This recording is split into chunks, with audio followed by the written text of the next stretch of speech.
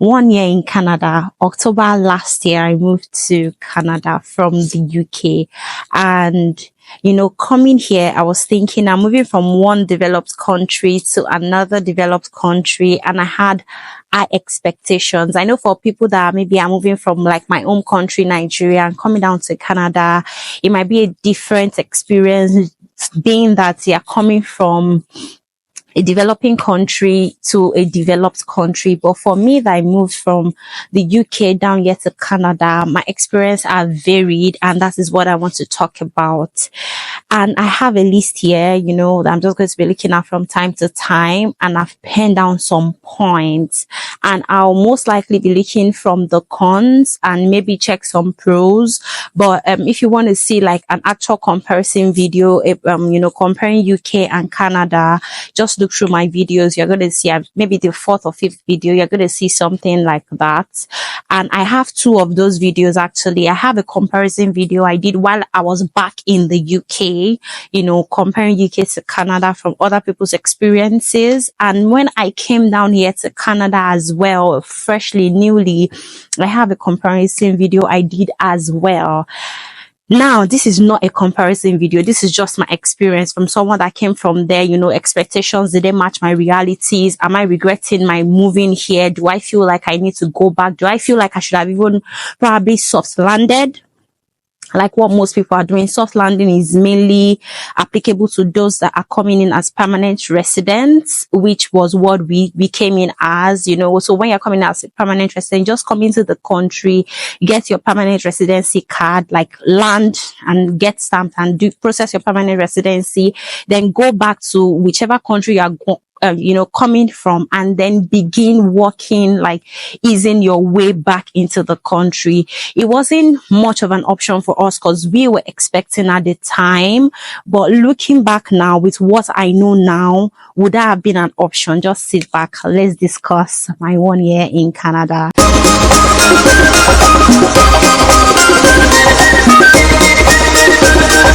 So, the very first thing I was talking about, which was more of a shocker, was not talked about enough and all that, was the weather. Now, I'm sure when I say the weather, you're going to raise your brows like, they talk about it often. But what everybody talk about is how cold Canada can be.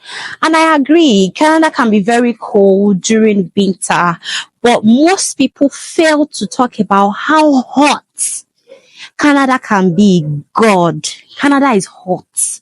When I came in and I saw like houses have both heating system and cooling system, that's AC and heater, right? I felt like, why this? And given all the stories I've heard about how cold Canada can be, it wasn't adding up. How can a cold country be having ACs in it? But I was wrong. And how in the UK, back in the UK, even when you're in your house, except for the times where there are heat waves, right? When you're inside your house, you still put on your hoodies and all that, because even inside can be really cold. And from whatever temperature you're having inside, you can tell what you'll be seeing outside, right? So even back in Scotland, where I moved from particularly, we even have summer jacket. That's how cold, it can be, right? So even in summer, you still have like a jacket because the wind can be a lot and you can still get cold, even though it was summer. That was the expectation we had when we were coming. That, okay, here in Canada as well, we came with our summer jackets, we came with our hoodies, but need I say, they were useless, at least for summer. They were just useless. And because inside is even insulated, so they were useless inside as well for winter. They came with robes, those robes you wear inside even during winter to just keep warm and everything. Inside is properly insulated, but you see, coming here, I was sweating. And in fact, we came October last year, like I said, and then the winter, like everybody said, and everybody agreed that the winter was mild. So even as October when we came, it wasn't cold. Unlike this October now, it's already cold. So October when we came, there it wasn't cold. So it was just, and I was sweating and I was wondering, like, if this is supposedly fall and I'm still hot, how then can summer be? If only I knew what was coming for me. Summer was terrible. Summer, like we have summer like 30 degrees, 35 degrees, feels like 40 degrees summer. I've never experienced that in a while. So it was really baffling. And I was just wondering why lots of people are not talking about it. Because when they say, oh, consider Canada, they will just tell you to consider the cold. It's not cold all year round. And their summer can actually be, it's an actual summer, like hot summer. So if you're considering coming to Canada, please think about that. Canada has two extreme weathers. It can be really, really hot and it can be so cold. Know that. The very next thing that is making me reconsider this old journey. In fact, it should have been the top on my list, but I'm saying it as I experienced it, right? The cost of living. You see, if you're not in Canada, there is no how I can explain this to you and you understand that. See, just take that. Regardless of however it is anybody in Canada is trying to make you see or understand what the cost of living in Canada is right now, person cannot capture it. Like there is no English, there is no word, there is no definition. It is expensive. Like I'm speaking, rent is, rent should not be 30% of your salary, 40% of your salary. Rent is as high as 50, 60, 70% of your salary.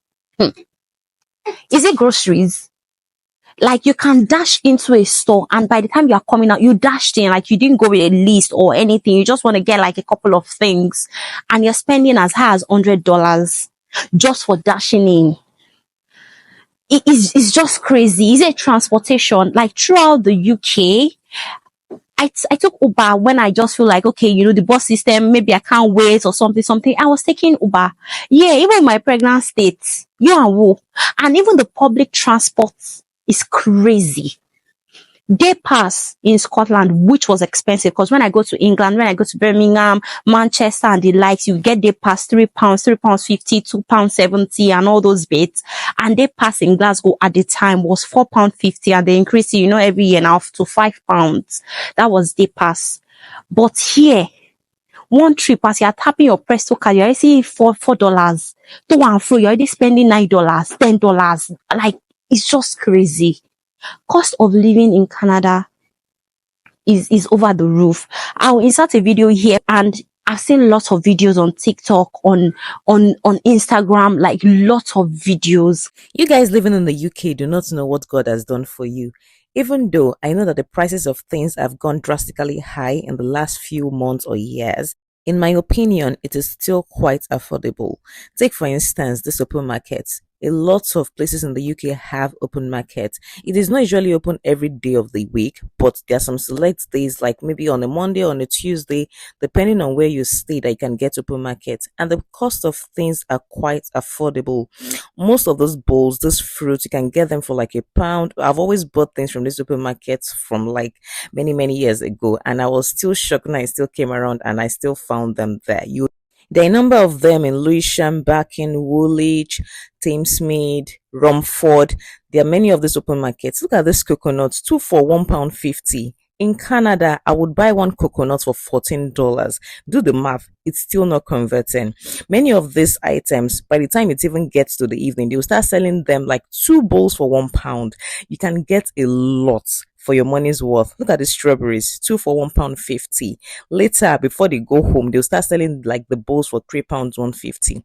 I really think that the cost of food in UK is still very affordable. You know how you just go to the UK and your monthly grocery you're not even spending £100. You're not even spending, maybe if you spend £70, maybe you have a large family, or let's say you're at an African store. But this one, I'm saying like regular English grocery shopping. The cost of living is crazy. The worst one that burst my bubble, like I still don't know, even as I now that I'm making this video, I still don't know how people are doing it. Mortgages. Like people are paying as high as 6K, 7K for mortgages. You want to buy a house and first time home buyer, you are hearing you first need like down payment minimum of like 60K. I'm saying $60,000, 16,000 Canadian dollars is not, you are not yet adding your like your closing fee to buy house. Even in places, and before you come and attack me and say, oh, it's because you're in Ontario, I'm saying I know people that even in Alberta and are buying houses 700, 800K, 800,000 Canadian dollars. So your down payment is just over the roof. And I'm like, how are people doing this? How are they buying these houses? Because with in the UK, you need 5%, and maybe your house is like 200K. And you're buying, and I'm saying new build, I'm saying 3 bed, I'm saying 4 bed. In fact, in Scotland, there were ones that they were building around where we're staying that we even went to see. I am saying like their houses like that, 200, 250. In fact, if you want tenement houses, you will see 90K. And just put 5% of that. There is government support, there is ISA, there is all that bit. And I know that people will say, oh, there's FHSA or something here, but ISA is, with 4K, you get like additional 1K from the government. That's not how FHSA work here. And I'm just like, how are people buying these houses? It's crazy, guys. It's alarming. The cost of living is over the roof.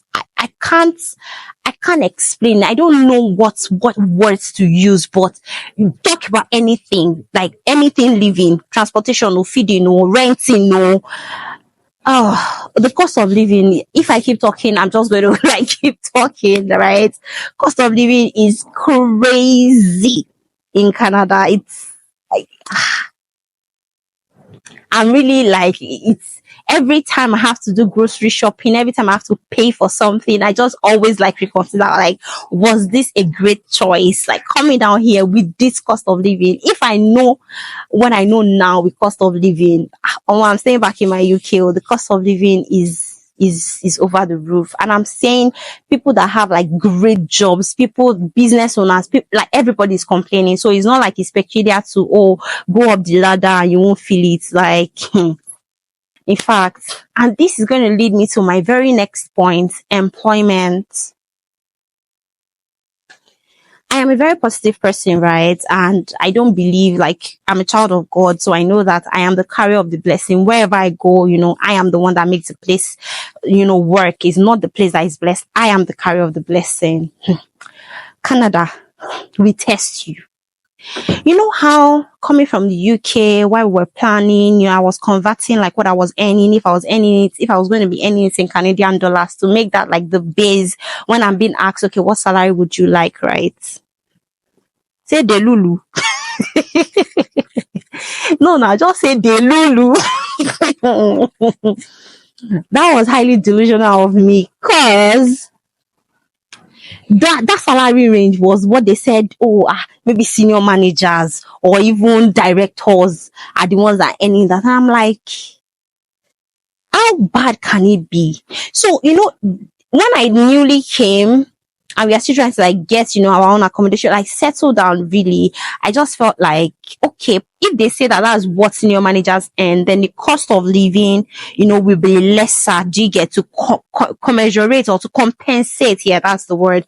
To compensate for that, whatever the salary, how low the salary is, because whatever makes the salary low or high is because of what the money can buy, right?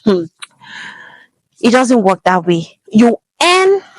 So because unemployment rate is high, in fact, I'm going to dwell on that in a bit, but because unemployment rate is high and they are bringing in such great talents, like these immigrants, we have like, great certification, particularly if you're coming from Nigerians, we like to study now. So there are great certifications, like we are good at what we do. We have all these certifications lined up and we are competing for these small jobs. So it's more like they can tell you like for maybe a manager role or associate role or something, they need a CFA charter.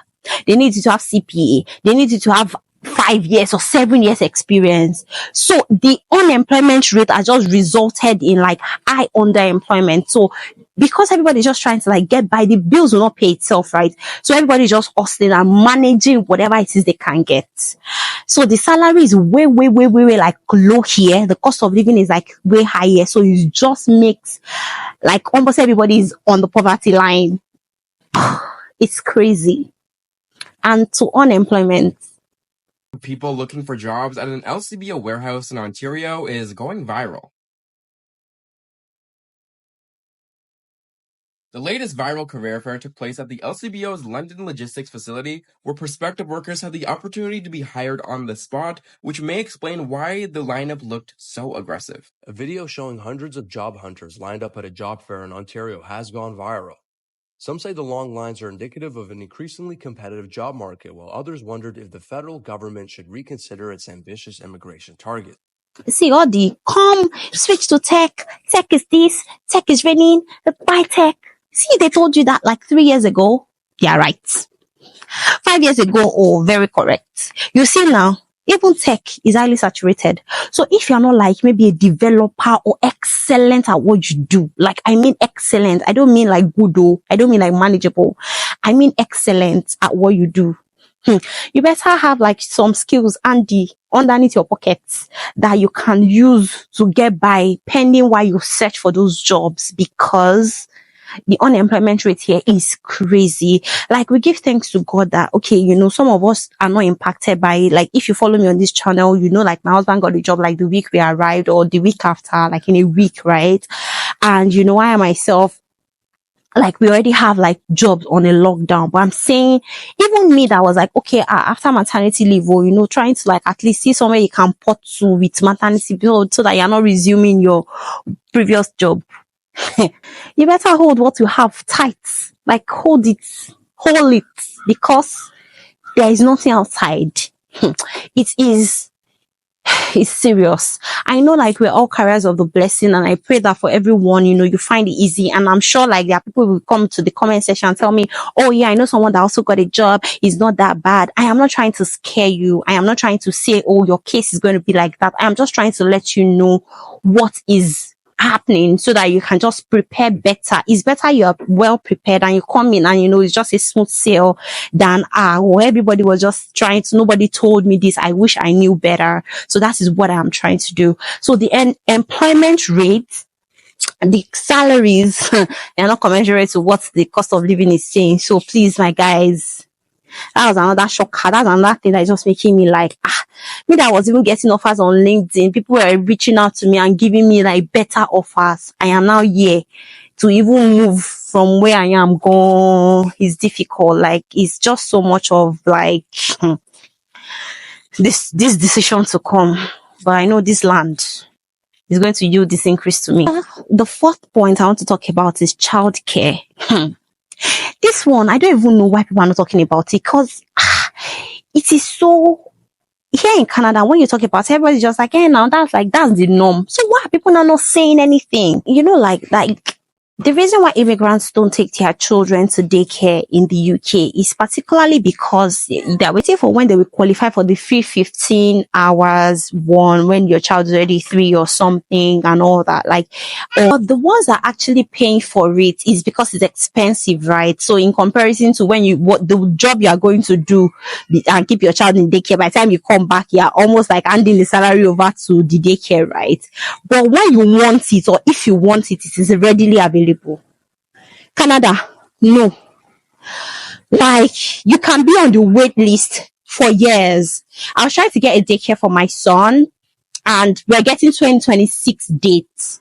I'm saying early 2024, I'm saying January, I'm saying February. And it's not like we're even looking for him to resume then. It was when we heard like, it can be really tricky. We now decided to start looking for, and we heard that people that are not even pregnant will already go on the wait list because the wait list is crazy.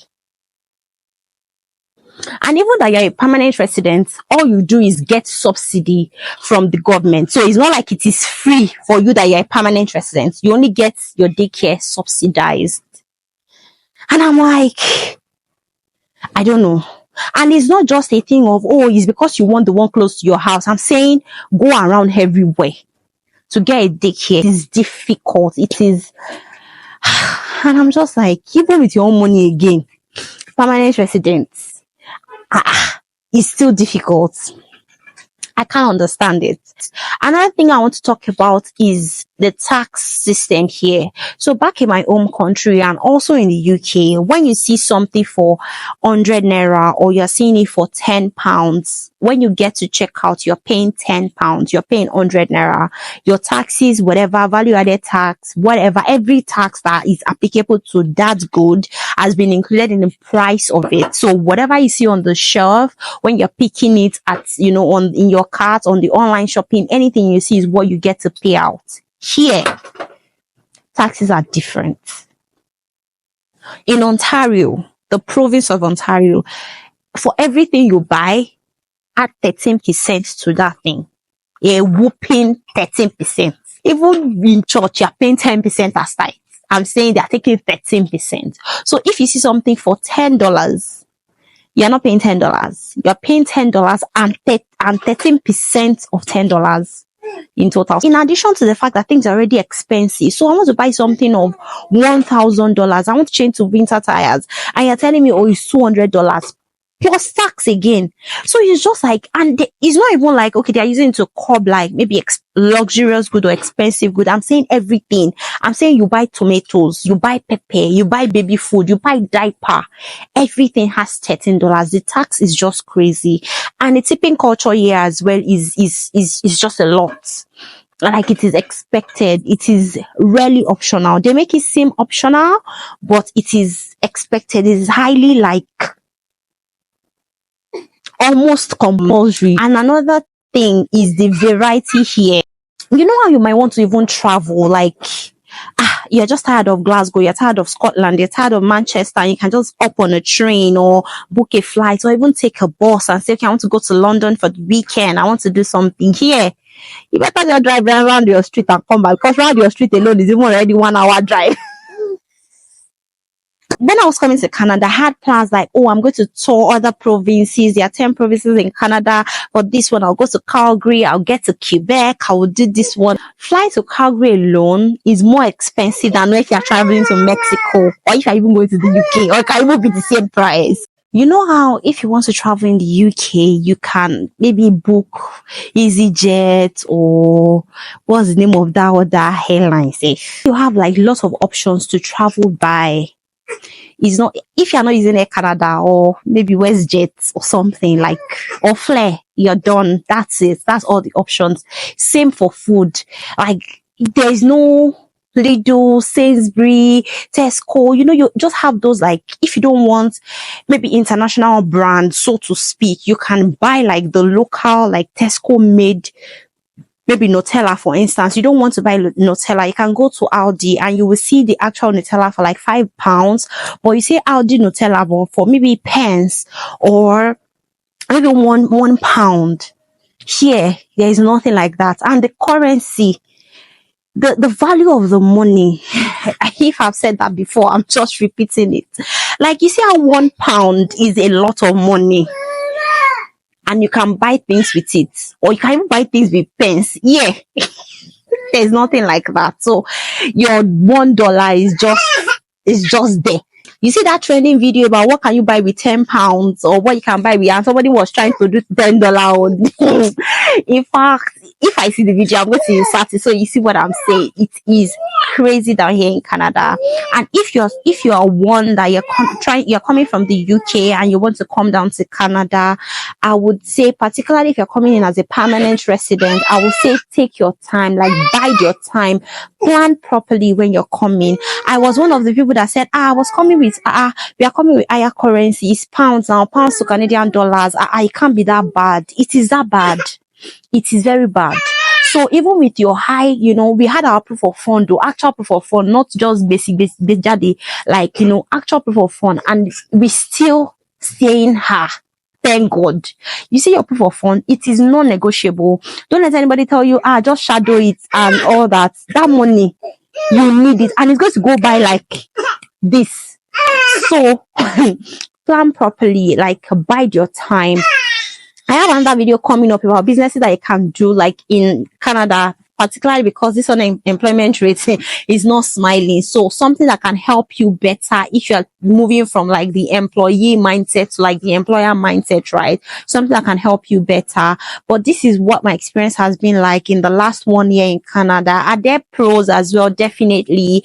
Thankfully I have family around close by. So, it's made it like easier to navigate. Thankfully, to the glory of God, we don't have to struggle with the whole employment thingy. So that has also been like, a huge flex. And yeah, we are permanent residents. So that's another huge flex, right? But, it's just been thinking that coming to another like developed country, I wasn't expecting so much changes. I wasn't expecting like, things to be the way they are now. And did I mention the public sector? The public sector is not optimal at all. Like, you see people go on the train and they are not even paying, and there is no checks, like there is no barricade. You can go in, come out, and you are just like trusting in yourself to say, no, I'm not going to fall in line or like do all that. Like, the public sector is really so laid back. I know someone that resumed like the public sector, and she was like, no, I can't do this. And she resigned to stay at home to look for another job. Like, it is so laid back. It is not as like optimal how you expect, like, okay, things to be. And you're just like, is this Nigeria? You know how they are just so laid back in public sector? Exactly. Just like that. That exact same, like a Jessica laid back attitude that you get in the Nigerian public sector is what you also get in the public sector here. So that was also another shocker. Like, I wasn't expecting to see something like that in a developed country, right? And in fact, lots of people, particularly those that even came like way before ahead of us, are like, Canada is really like, it's not the way it used to be. It has just like taken a different turn, and really hope like, things turn out for the best. But particularly, like I said, and I'm saying again, we are the carrier of the blessing. So the land will definitely yield this increase to us. And also, the mindset I kind of have, particularly, when you have working with the Holy Spirit, of course, is more like, when the children of Israel were going to the promised land was a land flowing with milk and honey, but it is like you get to work, you have to work it out, because in Egypt, where they were coming from, they were handing things over to them. But right here, now